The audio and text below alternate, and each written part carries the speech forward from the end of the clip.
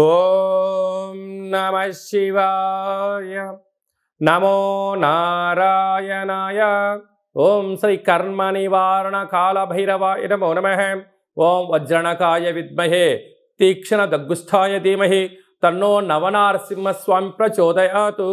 హరి ఓం.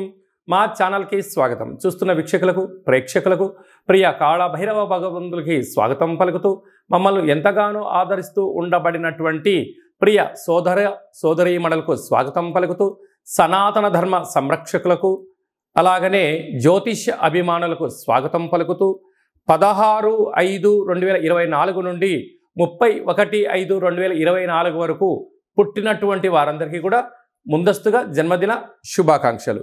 గతంలో వివాహం చేసుకున్న వారికి వివాహ వార్షికోత్సవ శుభాకాంక్షలు. మనకు వైశాఖ మాసం అనగానే పండగలకు కొదవలేనటువంటి మాసము కనుక అన్నవరంలో సత్యనారాయణ స్వామి యొక్క కళ్యాణము, స్వామివారిని స్మరించడం, ధ్యానించడం, వీలైతే ఇంట్లో మనం సంవత్సరానికి ఒక్కసారైనా శ్రీ రమా సహిత సత్యనారాయణ స్వామి వ్రతాన్ని ఆచరించుకోవడం వలన స్వామి యొక్క ఆశీస్సులు ఉంటాయి. అలాగనే మనకు వాసవి మాత అమ్మవారి యొక్క జయంతి, అమ్మను స్మరిస్తే అన్నీ మనకు ఉన్నట్లే అని చెప్పి గమనించాలి. అలాగనే మాసానాం వైశాఖ మాసం అంటారు. వైశాఖ మాస పూర్ణిమ తిథి యందున అరుణాచల స్వామివారి యొక్క గిరి పర్వత ప్రదక్షిణ చేసినట్లయితే సర్వము శుభప్రదమే అని చెప్పి గమనించాలి. ద్వాదశ రాశుల్లో గ్రహ గమనాలు ఒకసారి వీక్షింపచేద్దాం.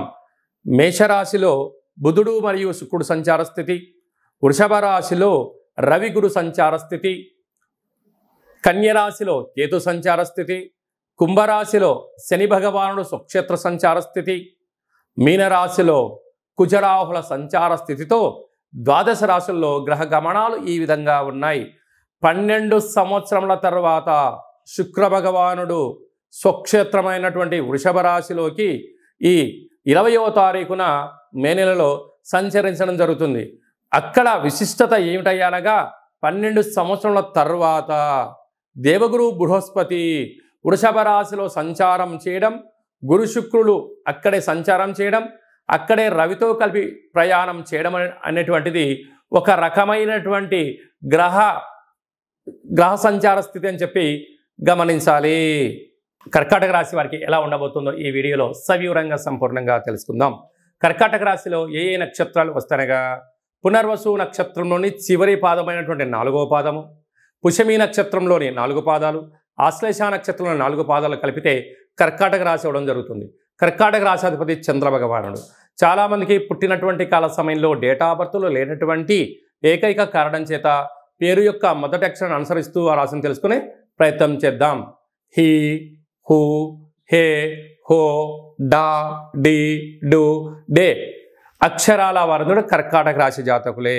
కర్కాటక రాశి యొక్క అధిపతి చంద్రుడు అవ్వడం, వీరికి ప్రస్తుత కాలమాన ప్రకారంగా అష్టమ స్థాన శని సంచార స్థితి జరుగుతూ ఉండినను వీరికి అద్భుతమైన యోగం ఏమిటయ్యా అంటే ఏకాదశంలో అనగా లాభస్థానంలో 12 సంవత్సరాల తర్వాత శుక్ర భగవానుడు తన స్వక్షేత్రంలో ఉంటున్నప్పుడు గురువుతో కలిపి ప్రయాణం చేయడము వీరికి అద్భుతమైన సువర్ణ కాలం అని చెప్పి గమనించగలగాలి. అదే కాకుండా తృతీయంలో కేతు సంచార స్థితి ఉన్నప్పుడు తల్లిదండ్రుల మాట, గురువుల మాట, అన్నదమ్ముల మాట మీరు విన్నట్లయితే విజయం చాలా దగ్గర అవుతుందని చెప్పి గమనించాలి. అలాగనే అష్టమంలో శని సంచార స్థితి ఉండడం వలన దూర వాయు జల ప్రయాణాలు చేసేటప్పుడు ఎన్నో జాగ్రత్తలు అవసరం. మీ జన్మ నక్షత్రం రోజున అష్టమి పూర్ణిమ తిథుల యందున ఎంతో జాగ్రత్త అవసరం అని చెప్పి గుర్తుపెట్టుకోవాలి. ఇలాంటి కాల సమయంలో మీరు ఎంత బరువు అయితే ఉంటారో అంత బరువు కలిగినట్టు ఉప్పును తులాభారంగా చేసుకొని ఆ ఉప్పును నీటిలోకి ఏర్పాటు చేసుకొని నీటిలో ఉప్పును కరిగించి ఆ నీటితో మహాదేవుడికి శని మంత్రంతో రుద్ర సంపుటీకరణ చేసి పూజా కార్యక్రమాలు ఎవరైతే చేసుకుంటారో వీరికి పట్టిందల్లా బంగారం అయ్యి అన్నింటా విజయం మీ సొంతమవుతుంది. రుణ సమస్యలు, రోగ సమస్యలు, శత్రు సమస్యలు, కారాగారము, కోర్టు సమస్యలు, భూ వివాదాలను కూడా తొలగిపోతాయని చెప్పి గమనించగలగాలి.